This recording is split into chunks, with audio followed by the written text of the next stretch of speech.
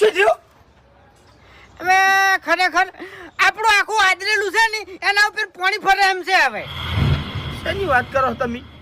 પેલા બે ભાઈઓ ભેળા થયા એમ છે, એ બે માં ત્રીજો પડ્યો છે. હવે અને મને ખબર છે કે એનો ત્રીજો જીવો છે. ભૂપતજીનો ભાઈબંધ કોણ? મફુજી. હા એવું જ કોક નામ હતું.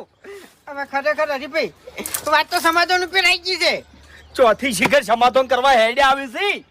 હવે અલે સમાધાન કરવાનો એટલો બધો શોખ હોય તો તમારા ગામમાં કરો, તમારા ઘેર કરો. અમારા ગામમાં જો સમાધાન કરવાના આવે છે. હું તો જેટલું ભેળાઈને આવ્યો છું કીધું તમારે આબરૂ જાય જતા રહો. પણ હવે શું કરવું? કોક તો કરવું પડશે. અમાસર મળ્યા કોઈ? મૂડની પોથારી ફરી જી. ચામ તાણી શું થયું? ક્યાંથી આયા પેલા?